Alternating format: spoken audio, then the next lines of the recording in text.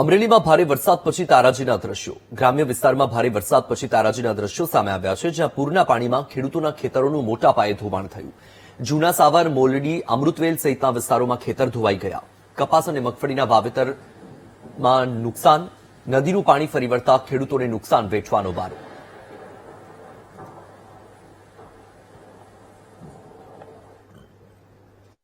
રાજુલા, સાવરકુંડલા, અમરેલી સહિતમાં ધોધમાર વરસાદ વરસ્યો હતો.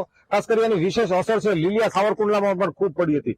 ખેતરો છે એ ધોવાઈ ગયા હતા. શેત્રુંજી નદી, ખારી નદી, ગાગડીયો નદીના પૂર છે, તમામ ખેતરો છે ખૂબ ધોઈ નાખ્યા છે. ખેડૂતોને ખૂબ મોટી નુકસાની આવી છે. આપણે જોઈ શકીએ છીએ ખેડૂતોના પાળા ધોઈ નાખ્યા. ખેડૂતે પોતાના ખેતરોમાં પાક એને વાવણી કરી હતી. મગફળી નું, કપાસનું બિયારણ રોપેલું હતું, ત્યારે સંપૂર્ણ પાક જે નાશ થવો પામ્યો છે, તેમની જે વાડ ફેન્સિંગ હતી એ પણ નાશ પામી છે. આપણે કેટલાક ખેડૂતો છે એમની સાથે વાત કરીએ. અચાનક પાણી આવી ગયું, શું તમારા ખેતરમાં તમે વાવણી કરી હતી, શું નુકસાન? જો અમે પેલા તો ડીએપી ખાતર લઈને ઉનાળામાં ખાતર વાવ્યા હતા, બરાબર છે. ત્યાર પછી અમે ખાતર વાવ્યા પછી કપાસિયા કોરામાં સોંપાવ્યા હતા. કપાસિયા સોંપાવ્યા પછી આ અમારી તાર ફેન્સિંગ હતી. અત્યારે તમે આ જોઈ શકો છો અમારી પરિસ્થિતિ. અમારામાં ધૂળ બોધી વહી ગઈ છે અને ગોઠણ આમાં ખાડા થઈ ગયા છે. એટલે અમારામાં માટી પુરાણ હતું એ વહી ગયું છે. એટલે અમારે આમાં કોઈ પણ અત્યારે ઉત્પાદન લેવું હોય ને તો અમારે વિકટ પરિસ્થિતિ છે. અને આ એક દિવસથી નથી, અમારે આ વર્ષોથી આની આ સમસ્યા ચાલુ છે. 2015 અમારે નદીનો પાળો તૂટી ગયો, ત્યાર પછી બધા આશ્વાસન આપ્યા છે, મંજૂર થઈ ગયા છે, પણ આજ સુધી કોઈ અમારે પાબા બાંધવાની કોઈ કોશિશ ચાલુ થઈ નથી. ગ્રાન્ટ મંજૂર થઈ 9 કરોડ ઉપરની વાત થાય છે.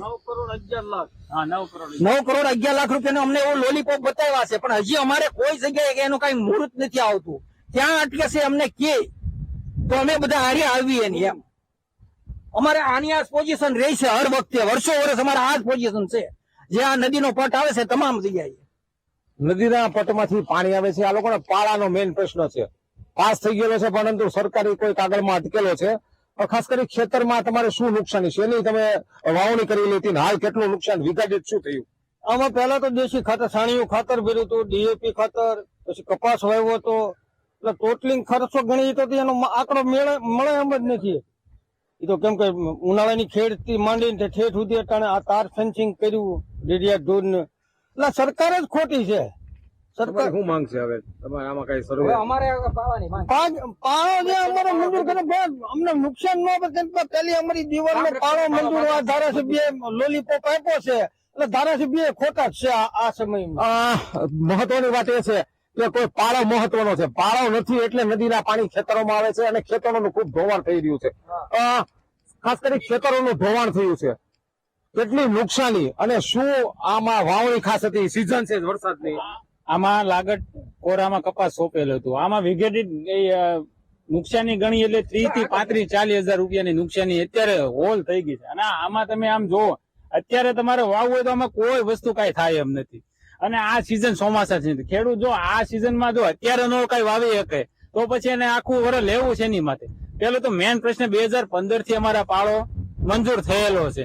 હવે પાળો મંજૂર 2015 થી 2015 થી માંડીને 2026 અત્યારે ચાલુ છે. તો આ વર્ષમાં 4 થી 5 વખત અમારા આ નુકસાની તો થઈ. ગયા વર્ષે એટલી જ નુકસાની હતી. તો એવડા લોકો એ નથી સમજતા. ગયા વર્ષે અમે એટલી જ આમાં ધોવાણ થયું હતું, આ ધોવાઈ ગયું હતું, આ બધું કમ્પ્લીટ થયું હતું. અને આ બધું ધોવાઈ ગયું તો પાછું ઓણ માટી ઘરના પૈસે માટી પૂરી અને આ બધું કમ્પ્લીટ કર્યું હતું, ચાલુ કર્યું હતું. ઓણના વર્ષે એની જ પરિસ્થિતિ અને એની જ પરિસ્થિતિ અત્યારે એની જગ્યાએ છે. તો સરકારને એટલું સમજવું જોઈએ કે જુનાસર ગામ છે, ચારે ફરતા પાણી હોય. જુનાસરમાં અત્યારે બધા લોકો રામજી મંદિર છે ત્યાં બધા રહેવા વયા ગયા હતા. એનું કારણ છે ધારીનું પાણી આવ્યું હતું, આમથી સેલ નદીનું પાણી, નાવલી નદી, એટલું નુકસાન જ એવડું છે. તો આ લોકો શું કરવાના? એટલે પાળો તમે આ 2015 માં જે કમ્પ્લીટ થયો છે તો તમે છે ને પાળાની પેલા કરાવો. પાળો જો હશે તો અમે બધા સુરક્ષિત રહીશું. મહત્વની બાબત છે, પાળા ઉપર આવી અટકે છે. ખાસ કરી કાલના આજે વરસાદ ધોધમાર પડ્યો, ખૂબ નુકસાની છે, ખેતરોમાં ખૂબ નુકસાની છે. શું કહો છો? કઈ નહીં, ગામ રક્ષકના પાળાની મજબૂત જરૂર છે. મંજૂર થયેલા છે, પણ સરકાર જયારે કરે તો કામ થાય એવું અત્યારે પૂરા માટે મુશ્કેલી છે આમાં આ ગામમાં રહેવું. એમ ગામ રક્ષક પાળો, સીમ રક્ષક પાળો બે મંજૂર થઈ ગયેલા છે. આ લોકો હવે તંત્ર કરે ત્યારે ખ્યાલ આવે. જો ગામ રક્ષક પાળો થઈ જાય ને તો ગામ સુરક્ષિત રહે એવું છે. મુખ્ય આજે નદીઓ જે ગામમાં ન પ્રવેશે એના પાણી, એ માટે મહત્વનો ગ્રામ રક્ષક પાળો છે. તે નથી થતો એવું ખેડૂતોનું કહેવું છે કે પાળાને લીધે ખેતરો ધોવાઈ ગયા છે. લગભગ વીઘા દીઠ આ લોકોને ખેડૂતોને 25,000 થી વધુ રૂપિયાની હાલ નુકસાની છે. Dilip Jiruka, VTV news, Amreli.